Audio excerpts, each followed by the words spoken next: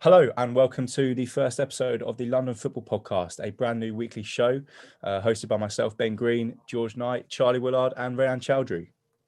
Okay, on this first episode today, we've got expectations and reality. We've all picked out Premier League teams, and we're going to discuss what we think they should have done at the start of the season and where they are now. We're also going to look at individual players this season from each of the London clubs that we think have done well, as well as the European expectations of certain Premier League clubs. And then we'll finish the show today with how we think the season's going to end with these clubs, as well as the Championship teams that could be promoted. Yes, exactly, George. But the first section of this podcast that we're going to go into is, of course, the expectations versus the reality where they are now in the season. Starting with my team, of course, the mighty Gunners, Arsenal. Expectations going into this one. Obviously, the fans really love Mikel Arteta. I'm one of those that absolutely loves him. And coming into this season, we needed a big reaction after the FA Cup win and the Community Shield. But, you know, the Community Shield's not really as highly anticipated than the FA Cup. And, of course, winning the FA Cup and the manner of which we won that competition by beating the likes of Man City and Chelsea in the final gained us automatic promotion as well for the Europa League. We've not been in the Champions League for quite a while, which is not great, of course, but coming into this season, we needed to step up as a team. We signed Aubameyang on now that long-term contract that was, again, so highly anticipated. And the reality of that, and I guess you boys can jump in here, not really reached the expectations that we all hoped for, I think, for Aubameyang this season. No, he was a player at the start of the season that I thought would... I mean, I'll be the first one to admit, I said to all my mates, Aubameyang's now a midfielder in fantasy. I'll be getting him in definitely. He's going to score all the goals, but he's not really been at it this year. I mean, he had a decent first game of the season against Fulham, got his goal, and you thought, you know what, maybe he's going to kick on. I mean, to the end of last season, we should say, he was absolutely phenomenal for Arsenal, scoring in almost every single game. But looking at him now, you're starting to look at the likes of Lacazette, Odegaard, Saka and Smith-Rowe as the players that Arsenal seem to be relying on at the moment. Yeah, exactly. I think Alexander Lacazette is one of those players that we've had for quite a while now. I believe this is his fifth season for us, and 13 league goals, being our top scorer in the Premier League. I mean, it's fantastic because, again, where we are in the league now, being ninth, for him now stepping up the last few games especially, I think it's really important. But Aubameyang people are saying that it could be another Mesut Ozil situation where he's now signed that big contract and he could start dipping in form, and then there might be some issues. I really hope not, of course. The expectations, again, I had for us was obviously get the top four, get into the top four, get it done. But obviously it's not quite worked out the way we hoped. But touch wood, we are still in the Europa League. We've got a massive semi-final clash against Mr. Good Evening, Unai Emery, which, again, would be a massive game for us to win, and is another chance to get us, obviously, into that Champions League that I feel not only would save Mikel Arteta his job, but also would revive Arsenal, I think, because I think we might see a massive change despite how we do. Yeah, I mean, if you're looking at it from a perspective of other London clubs, if you look at Spurs, for example, put that in contrast to Arsenal's season, you know, they're out of the Europa League now, you know, in a season where we expected them to do pretty well. Under Jose Mourinho, you know, he's got a good track record in that competition. So at the beginning of the season, we were thinking, you know what, they could actually go on to win this thing. They signed a few key players as well, such as the likes of Reguilon and Matt Doherty. So two key areas for them in that fullback position. You know, after the loss of Kyle Walker, Danny Rose isn't anywhere near where he was a few seasons prior. So we look at it from that perspective, where key players have come into Tottenham. They spent a bit of money under a good manager who is expected to win trophies. But if you look at where they're at, 6th place on 53 points. It's nowhere near the sort of campaign we expected of Tottenham. So personally, I would say they've underperformed. Yes, there's been individuals who have done well, and you could say drag the club. But the big name is Gareth Bale. When he was announced to come back to Spurs, we all thought, right, it's going to be the old Gareth Bale from Real Madrid. Frankly, we haven't hit any of those realities whatsoever. Now that Mourinho's gone, in fairness, should he have gone? Should he have not gone? You know, they've got a cup final coming up shortly, which, you know, he got them to. And if there's one man who's perfect in the League Cup, it's Jose Mourinho. So for him to go and be replaced with Ryan Mason, frankly, the youngest manager ever in the Premier League, You know, he didn't have the greatest of playing careers due to injury, and now he's been put into a top role at a so-called Big Six club. I mean, he's got a lot of expectation on his shoulders, whether it's just an interim thing or looking forward, but the players have got to step up at that club. You know, there's two key boys, Son and Kane, who seem to be doing all the legwork there. What do you think? Do you feel, Rayan, though, with Ryan Mason coming in, that it might be the fairy tale start, should I say, for Ryan Mason to win on Sunday against Manchester City? I mean, you could say it's all set up for him, but if you look at other English managers in the past who have had those sorts of big breaks, I mean, the biggest one I would say is Frank Lampard. You know, when he came in, he had that Super Cup against Liverpool, and everyone thought, you know, that's his chance to get a trophy, get his name out there. It didn't work, but Ryan Mason, in comparison to other managers, he's got a lot of work to do before he can actually establish himself, but the players need to turn up for him. What do you think, George? I think the Tottenham players certainly need to step up, I have to say. And I believe that given the defensive struggles they've had this season, I think they certainly need to do more and they need to defend better. Moving on now to, should we say, the surprise package team of the season, a team in claret and blue, and it's the team in claret and blue from London, West Ham United. They have had, I mean, at the start of the season, we have to say they were probably one of the favourites to go down. You didn't really expect them to be doing much. You look at their players. I mean, they didn't really do well towards the end of last season, but they picked up a few key results against teams down at the bottom, which did drag them out of the relegation zone. And then obviously staying up quite late on in the season. But now you look at, now they're a completely different outfit. You know, they play a new system now. Certain individuals have performed better than they ever have done in their careers. Signing Jesse Lingard on loan in January has proved to be a masterstroke, someone that can come in and revitalise his career, it seems, under David Moyes. But this West Ham team, there's something different about them. Will they get top four? We don't know, but they seem to not go away. And it's something really good about this West Ham team, should I say, because as much as I don't believe there's a lot of quality in that West Ham team, and maybe they don't have enough good players, but as a team and as a unit, they really are together. And whenever you think they're not going to get that result, they always seem to come up with it. Yeah, I completely agree, George. And I think it's the first time in West Ham's time at the London Stadium that the team has shown a sense of togetherness, a sense that they actually want to play for the manager, play for the badge. Because what you've noticed in previous seasons is that West Ham have signed some really talented players. I think Felipe Anderson was one. He was really good a couple of seasons ago. But there were a team of individuals who, if the going got tough, they didn't get going. And they, you know, we've seen West Ham struggling at the bottom of the table where realistically they shouldn't have been. This season they've overachieved. And I think that's partly down to the fact that they seem to finally grasp the concepts of team spirit. David Moyes seems to have managed to instill this belief in them that they can go to anywhere and get a result, grind out a 1-0 win if they have to. They can play good football. You know, we've seen them play pretty defensive at times against Man United away. They played 11 men behind the ball for the whole game. But there's also times where West Ham can completely outplay a team. And I think having the balance of being able to play defensive and really attacking is also what's helped them. And if we look forward, Crystal Palace and Fulham, two teams that have had, at the start of the season, if you'd asked me where would Fulham have finished, I would have told you in the bottom three spaces. And that was because I wasn't really impressed with them last season. I didn't really feel like they may have deserved promotion, but they didn't set the world alight if you compare it to Leeds. I thought they were going to struggle. I'm disappointed in Mitrovic. He scored 26 goals last season, was the Championship's top scorer, and you thought coming into this season he's going to be crucial to their plans to survive. And he's never really got going. They signed Josh Maja, and he's done okay.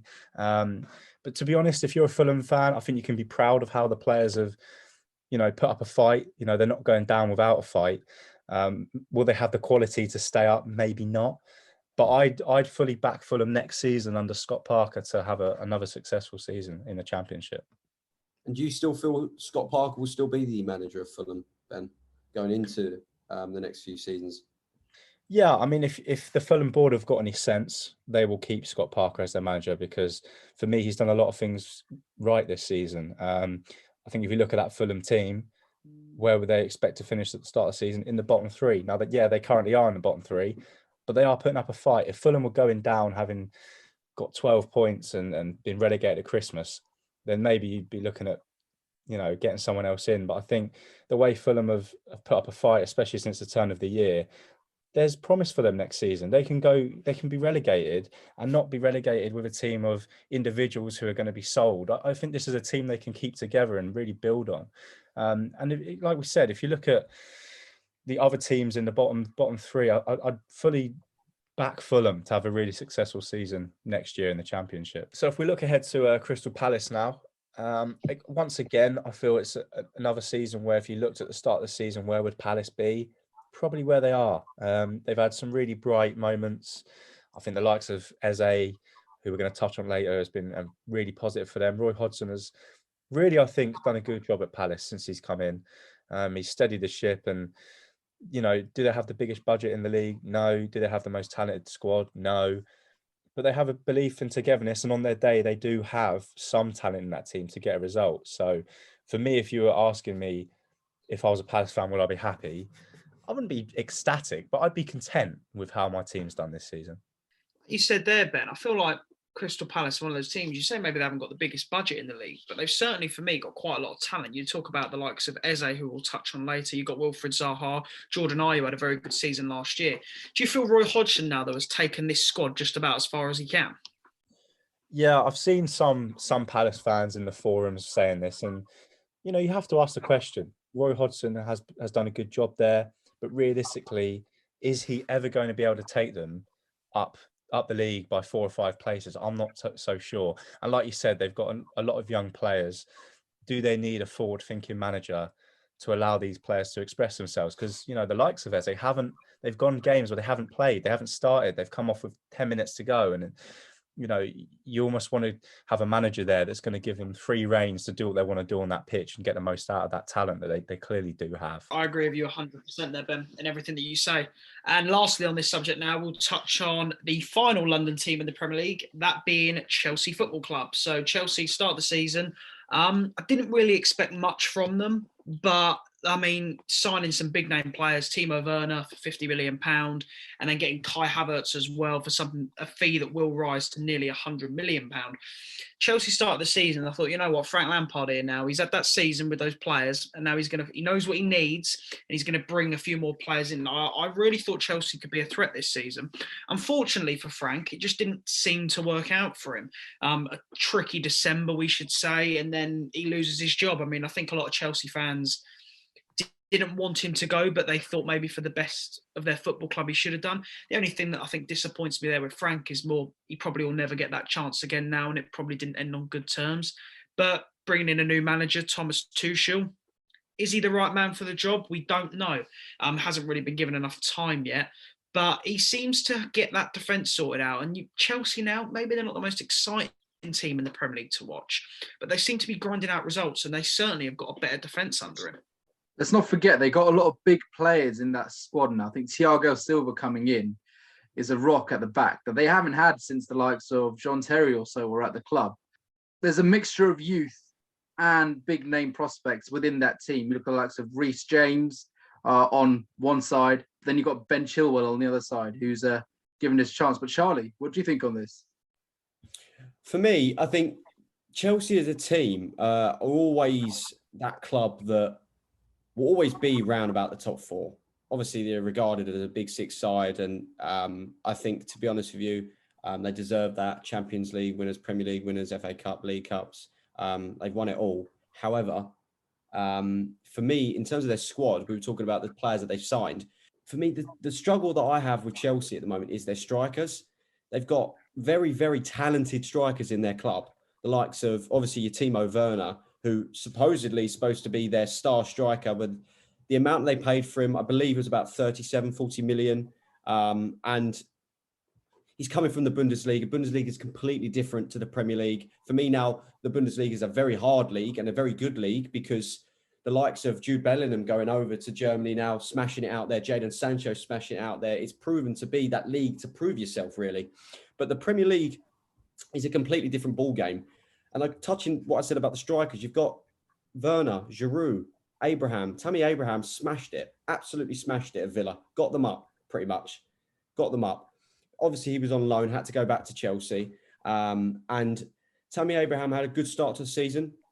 And Olivier Giroud is one of them players that can always score you goals. Also touch on what George mentioned with Frank. I think 20 years ago, Frank Lampard would still be the Chelsea manager right now. They had a solid season last season. They were going through a rough patch this season. Who's to say they couldn't have come out of that, and gone into next season with a bit of momentum? The problem that they've got at Chelsea is, they need success straight away. They demand success, and there's no time for growth. And I think that's what happened there is, Thomas Tuchel may win Chelsea a trophy, but he may be gone in a year and a half time, where I felt as Frank Lampard was finally for Chelsea the opportunity they had to have a long-term manager. Whether they don't win a trophy for a couple of seasons was irrelevant to me. It was more about the fact that they finally had a manager who was playing young players, bringing them through. There was a Chelsea legend. And I personally, I felt a bit sorry for Frank, because I feel he could have got them out of that sticky patch they were in. They had a tough patch at the start of the season. They got through it, and then suddenly everyone was saying they're going to be title winners. Then they fell into another tricky patch. Who's to say they couldn't go out of it? So, yeah, it's definitely an interesting one there. And before we obviously move on, like you just said there, Ben, they never really slipped out, though, of that sort of top four, top sort of like 6, 7, 8 brackets. So they were always going to be around the European places anyway.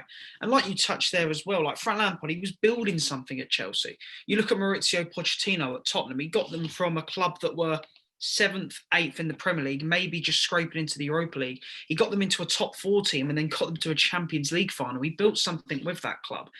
And then you look at Frank Lampard, with those young players, he brings them in, he embeds them in. He got European football with them. I mean, you have to say, maybe he should have been given more time. Right, lads. So now moving on to our individual players. I know we've all picked out one player that we think has been a standout player, or an individual who we want to highlight, who's done well this season. So for me, personally, I've got to go with Harry Kane. You look at how many goals he's scored in the league this season, 21 goals. And then you look at his assists, 13. Playing in a much deeper role than what he was playing previously. He's added so much more to his game. I mean, for years we've been saying Harry Kane's a great striker, a good striker, but now he's reaching new levels that he's never been to before. Undoubtedly, if you're looking in Europe, obviously the out and out strikers, you've got the Lewandowskis, you've got the Haalands, but Kane is up there in the top 3 simply because of what he brings to any team. He brings goals. For England, he brings goals. For Spurs, he brings goals. Yes, people say his style of play isn't great. It's not nice to look at. But ultimately, he gets you goals. And that's what wins you games. I think at Spurs, he has been let down because defensively, they're not where they need to be. They ship too many at the other end. But if you look at Kane's game itself, he will come in and chip out defensively. He's back there when they're defending corners, when they're defending set pieces. And he'll come back there to attack and start goals and create for other players as well, as the stats prove. But, George, what do you think about this sort of point? I mean, I was more going to say to you, Ryan, how much do you think Son this season has helped Kane in his game? I mean, you've looked at the goal and assist combination. I think it was Lampard and Drogba that had the record for a Premier League season. I mean, Kane and Son, they're on course to break that, I think, this season. I mean, them two have been phenomenal, really. Yeah, I mean, if you look at Son, 15 goals, 9 assists in the league. The stats don't lie. Clearly, the partnership between them has been strong. I think Son, with his pace, it allows Kane to sit back a bit and then come forward and score goals. Charlie? Yeah, I mean, I was just going to add that I think, obviously, I'm an Arsenal fan, and it hurts me to say this, but Harry Kane, for me, has adopted how a striker really should play over the last 2 seasons, especially this season. I think if you're playing up front, when I was younger, I used to, your strikers always sit on the last line, wait for that ball in the box or make them runs behind the defence. But for me, Harry Kane this season has changed that. And you can see from some of the other strikers in the Premier League and the Championship how they've adopted that.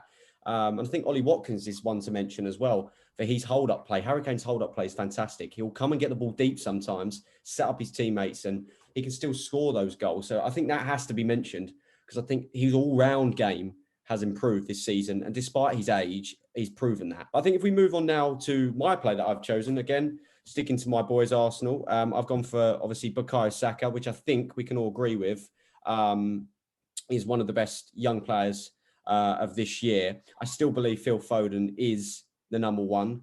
Because I know he had a lot of criticism. I know we are doing London-based clubs today, lads, but Phil Foden's had a lot of criticism about, obviously, he plays with the likes of De Bruyne and your Gundogan's and your Aguero's, but he's proven that he can really carry that team at times. He did that at Dortmund, and he did it on the weekend as well. Or he did it again yesterday against Aston Villa. But Bukayo Saka, I think in terms of his stats, lads, he's had 27 appearances in the Premier League, only 5 goals and 2 assists. But if there was a stat to see pass to assist, I think he'd be up there.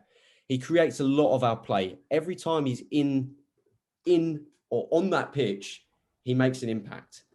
In the games that we've lost, he's been our best player. I just think all round, Bukayo Saka has been an incredible asset to our team, and you have to actually give props to Unai Emery, because he was the one who actually brought them in first of all, and Mikel Arteta has adopted that. Rayan? So we know obviously he's a versatile player and he can play a number of positions, but where do you, Charlie, see is his best position for both club and country? For country, I'm a bit annoyed. I'm not a big fan of international football as a whole, just me personally. But I think for Bukayo Saka personally, he's an attacking player. He's proven that he's been so good elsewhere on the pitch, like at your left backs, and he can play on the wing. He played number 10 against Fulham despite the result. He's been fantastic. But for me, Rayan, I still believe he's a winger, out and out winger. Okay, so touching on my player that I've earmarked, similar to Saka, a young talent, but I think someone who is really going to shine in seasons to come, and that's Eberechi Eze. Signed for Crystal Palace at the start of the season, previously at QPR, was on loan at Wycombe before that. And everywhere he's been, he has impressed me. At every level of English football, he has stood out. And I felt coming into the Premier League, can he play the same way that he does that he did in the Championship? And that was run around, get past players with ease and essentially do what he wants. And that, we've seen that. There was a brilliant goal he scored where he ran past 3 or 4 players against Sheffield United and curled it into the bottom corner. And I think you've seen real glimpses of his hidden talent. I think, like what we touched on earlier with Palace, it may need a new manager, a younger manager with more forward-thinking ideas to get the best out of him. But I really think that he is a player to watch. Just because he's at Palace, it doesn't mean anything. He's just as talented as the players that we've listed. And I really feel in the season to come, he's going to be a massive player for them. Yeah, I completely agree with you, Ben, on that one there. I think having the likes of Zaha around him allows him to flourish, allows him to learn. Crystal Palace have one of the oldest Premier League squad if you look at aged players. So if you're looking at experience, he's at the best club for that. I mean, the players that he's got around him will support him and give him the tools that he needs. George, what player have you chosen, mate? So I've gone for someone away from the young side of things, you would say, and I've gone for the 28-year-old midfielder Jesse Lingard. So starting off the season at Manchester United, I mean, he had quite a decent World Cup a couple of years back, but looking at him now, he's never really had a look in that Man United team. And since signing for West Ham, you have to say he's never really looked back. I mean, 9 goals and 3 assists in 10 matches. That is some feat for someone going into a team. Okay, yeah, so that West Ham team was thriving. It was doing extremely well, but he's come in, and that midfield of Mark Noble and Declan Rice, they've now got someone in there with them that really does have that driving force. And he looks like a player as well now, though, that's really enjoying his football. And it pains me to say it as an Aston Villa fan, but I think Jesse Lingard could be doing a job for a lot of clubs in the Premier League around that sort of 6th to mid-table mark. Do you feel, though, because my opinion about Jesse Lingard is, like I said, he's 28. He seems a lot younger than what he is, I think, Jesse Lingard, and the way he acts as well. I think he's a fantastic character to have in the dressing room.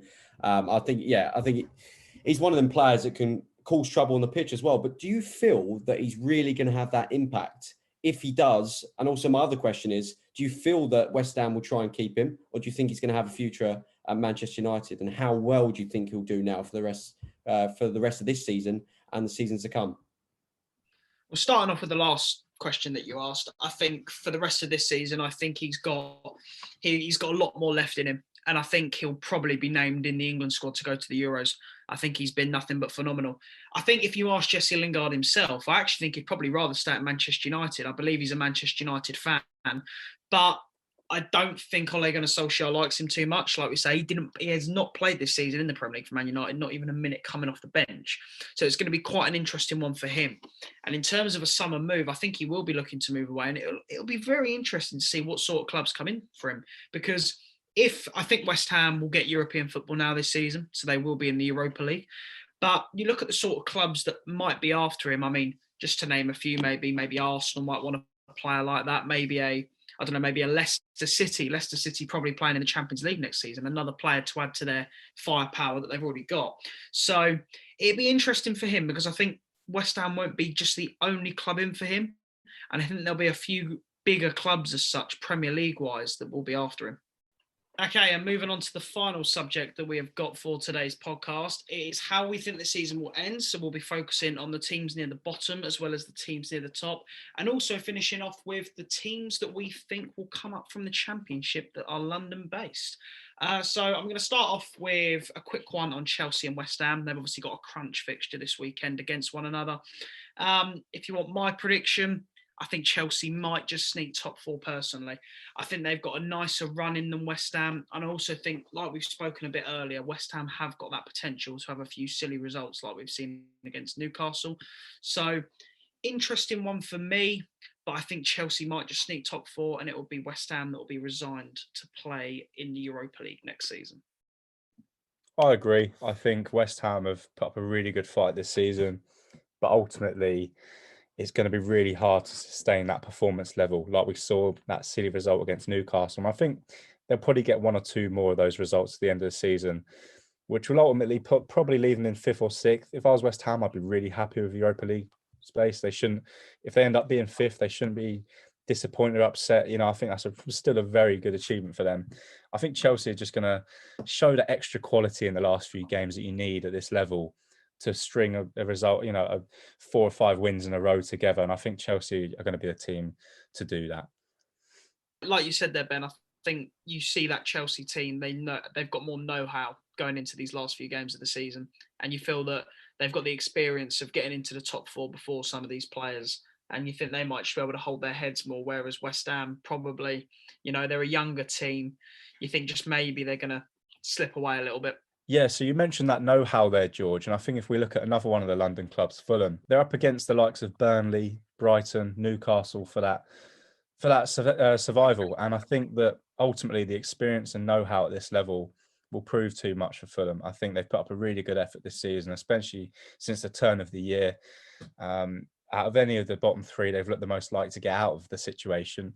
But ultimately, you're coming up against a Burnley side who have done this. They've been there and done that over the last 3 or 4 years. And I think it would just be that step too far. If there were 1 or 2 points off, I could see it. But 5 points off, they're going to have to win 2 or 3 in a row. And I'm not sure that Fulham can do that. They can maybe win 3 or 4 games, but they've got to do it consecutively. And I just don't think they're capable of doing that to get out of the situation they're currently in. So sadly for Fulham fans, I think they will be going down. But like we said earlier, they should be very positive about going into next season. Yeah, 100%. I think, to be honest with you, touching on what George said about West Ham, for example, I think with them, they're the sort of team that, especially in the last few games or something, I don't know if you've seen the results like exactly for West Ham. 3 of their games, they nearly lost a 3-0 lead. So are we talking that David Moyes is pushing them to get that fitness level up and to get that performance level up? But are they really grinding out results the way they need to be? For example, if they are going to get this Champions League, we talk about those Europe expectations. If they are going to get Champions League, they need to be a team that can finish a game strong, because we've seen in the Champions League over the last, I'd say 3 to 4 seasons, that until that whistle blows, you don't know who's going through. Straight up. You don't know. You could be 3-4-0 up in a tie. And until that final whistle goes in that second leg, for example, it's all about grinding out results. And you also mentioned as well, Burnley. Burnley are a team that have been in the Premier League for so long now, but also a team that have grinded out results against those big teams. Win against us, a win against Liverpool as well, and Manchester United. I think they're a team that can stop Fulham from going up, and I can see Fulham going down as well. Rayan? Yeah, you mentioned there, Charlie, about playing to the full-time whistle and that the game's never over until then. And I think the biggest example or lack of when we needed that to happen and the players didn't turn up was Tottenham this season.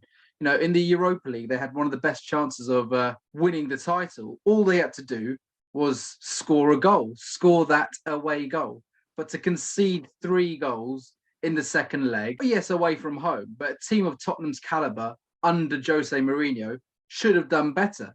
And now if we're looking ahead to their final few games of the season, they got the likes of Sheffield United, Leeds, and they end the season at Leicester. If they had Jose Mourinho, I would have said yes. Where they are now, sitting 6th, but, you know, on 53 points, quite close to West Ham and Liverpool and Chelsea, they could have made that push for the Champions League in the final push. But now with Jose gone, under Ryan Mason, does he have the expertise, that know-how that we talk about, to see this team into the Champions League? Personally, I don't think they do.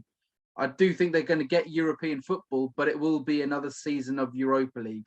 Their highlight has got to be that cup final on Sunday, getting that just to add a bit of glimmer to their season. But even their chances look slim on that. George? Yeah, I think like what you said there, Ryan, I think Tottenham this season, they were in a decent enough position early on with Jose Mourinho, but I think it just started to slip away just a little bit from them. I just want to touch on what you said there, Rayan. I think Spurs' season now is the League Cup final. If I was a Spurs fan, that's all I'd be worried about. You know, if Spurs don't get European football next year, to be honest, I don't think it'd be a bad thing. I think they could have a year of rebuilding and really sorting that defence out that does need a lot of work. For me, it's all coming down to this weekend. The Spurs win the League Cup, the season has been a success. I believe, and again, I'm an Arsenal fan, don't want Tottenham to win. But I don't know if you lads agree with me that a trophy is a trophy at the end of the day. And I think, especially with the League Cup being so, what's the word? It's not really a trophy it's so highly rated in all of the competitions that the teams play for. Almost known as the Mickey Mouse Trophy to some people, the Carabao Cup. But if Tottenham win it, it is a trophy at the end of the day. It's silverware that they've gone into the season wanting something. Do you feel, though, obviously, Ran, you've covered Tottenham a lot on this podcast today. Do you feel winning that, but not getting the Champions League is a good season? Or do you think losing the Carabao Cup and getting Champions League is a good season? What do you think? Ultimately, Tottenham want trophies. That's the reason why they got Mourinho in, was to get silverware. So if you're comparing it Champions League or League Cup, I've got to go League Cup. You know, the trophy cabinet at Tottenham's been empty for years, well over a decade. They need to add something to that.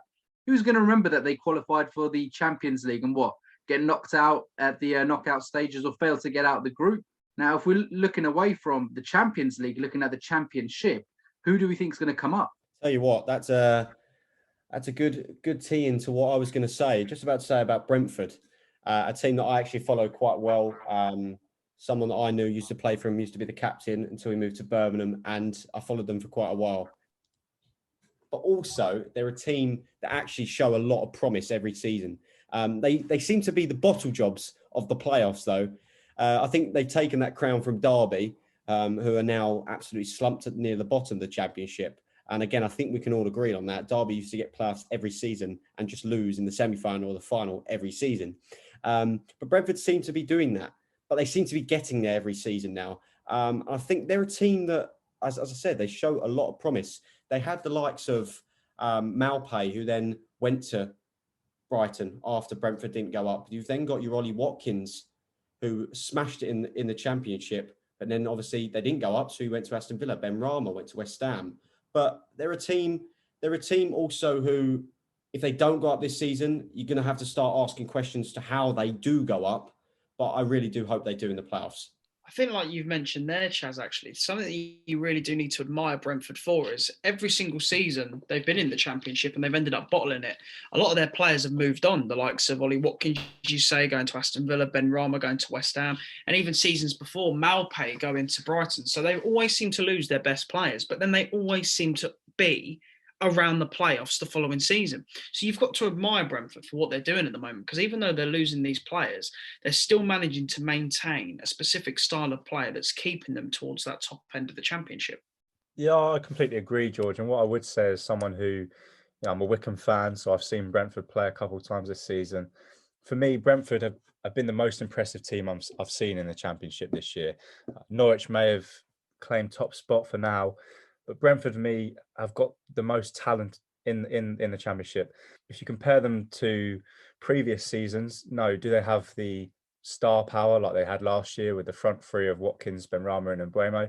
No, but they've still got Ivan Toney, who I've been really impressed with how he's come up from League One and done exactly the same as he did with Peterborough. He's a real talent, and I think keeping hold of him is crucial. If Brentford, how many times can Brentford not get promoted, lose their star player and find another one for cheap? There's only so many times you can do that and get away with it. And I think a lot of Brentford's plans are hanging on the fact they do get promoted this season. Because if they don't and they lose people like Toney, I do worry that they're not going to be able to find those rough diamonds again. Yeah, no, exactly. 100%. I think, like you said, you mentioned Ivan Toney. He's a player that's had 29 goals in 41 appearances in the Championship. That also has 10 assists as well to his name. He's a man that, like you said, he smashed it in League One, came up to the Championship. You said he'd done exactly the same, and he has. But for me, if they get promoted, they have to keep Ivan Toney, because he's a player that I can see going to the likes of your Evertons or your teams that are kind of just maybe below that Europa League, that can help that team push up. For me, Brentford have to get promoted. There is no excuse not to. They should have been challenging for the title realistically. Yes, Norwich have done well, but the automatic spots should have been what they were targeting. They had a couple of games where it's been hit and miss that they should have done better in, but ultimately that team is set for the Premier League. You looked at when they played Newcastle or a few earlier in the season in the Cup run, they knocked out a lot of Premier League teams to get to where they were, and they proved that they're ready for that league. You look at it, they add entertainment, they add goals, they've got a good manager, a good fan base, which ultimately deserve the Premier League and have the chance and deserve the right to be playing up in the biggest league in the world. So for me, they have to get promoted this year. It will most likely be via the playoffs, but they have to go up. Yeah, I agree, 100%. I think what Thomas Frank has done at Brentford the last 2 seasons, I think is fantastic. Like I said, it's all about keeping their players if they do get promoted, because I think that will be quite funny to see if they don't get promoted but lose their players, but then get promoted and then still lose their players. You need to start looking at how they would do. Also, something to mention as well, lads, is the fact that they do have that new stadium. That new stadium to go into the Premier League that's nice and shiny, new. They've got that football knowledge and that manager that can really drive them to do well in the Premier League. But I think also we need to look at the return of Watford that could be coming back to the Premier League, or should be coming back to the Premier League. Yeah, and talking of Watford, I think, the bounce back ability of the Championship of those teams that come back up straight away, Watford, you have to credit them for what they do. They've got goals in the team, the likes of Sarr with 12, João Pedro with 9. When Sarr was in the Premier League, there was a lot of talk that he would leave Watford and go off to likes of a Man United or a Liverpool. But he stayed in the Championship, and he deserves the right to be playing in the Premier League again. I do think that, with Troy Deeney, yes, he's an experienced bit of a veteran player, but that's the sort of mentality that they need in the Premier League. My question, the thing that I think about is, will they keep their manager? Watford have a habit of chopping and changing their manager all the time. Will Munoz stay there? Will they keep him? I don't know. I think once they're back in the big league, they're going to make some changes. But Ben, I'll ask you, what do you think of this? Yeah, I think Watford have, realistically, at the start of the season, the expectation was to get back up, probably automatically. And when I saw Watford play at the start of the season, I wasn't impressed at all. I know they came to Wickham, and Wickham was struggling at the time. They'd lost 7 in a row. And they got a point. And Watford just looked for me a team bereft of confidence, bereft of ideas, and real belief that they could get out of the division. But since Cisco Munoz has come in, they've tallied up 51 points, which is the most out of any other team in the Championship. And for me, that's been the big difference. They've had a change in style. They've finally started to use the players they've got and the talent they clearly do have. And for me, I'd back them to get that second spot. It's not going to be easy. It's never easy in the Championship. But with the current manager they have and the confidence they have in the squad, like you said, Rand, will the manager stay? Who knows? But with Watford, that's always the case. I think you can't really worry about that. The managers come and go every year. The case of Watford is, can they keep the players? They keep the players because they do have some talented players. They may have a chance next season. I like what you said. They've signed some real quality for the Championship as such. They've managed to keep us hold as well of a few players that you maybe would have thought would have gone to Premier League clubs, should we say. But it seems to me, I worried for Watford quite a bit. I thought they'd be, like you say, a club that were expecting to bounce straight back up. But with the injury habits of Troy Deeney, I thought, you know what, they might lack goals. But goals have seemed to not been a problem for them, and they seem to score quite a few as well. And I think that really now, towards this latter stage of the season, I think you'd say they're pretty much bankers to secure that second spot. Okay, so that brings us to the end of this first episode of the London Football Podcast. George, what is coming up next week? Yeah, so Ben, next week on the next episode, we'll be talking about the new European Super League and how those plans came and fell apart very quickly. We'll also be discussing the new Champions League format that's going to be brought into place soon, where we'll be seeing teams finishing outside of the top four still qualify for the competition based off previous merit. Well, exactly, George. That sounds like a very, very interesting topic next week. It's been one hell of a week in football. But yes, thank you for myself. It's been an absolute pleasure to join the podcast again. Rayan? No, thank you, Charlie, Ben and George, for joining us on this week's episode of London Football Podcast.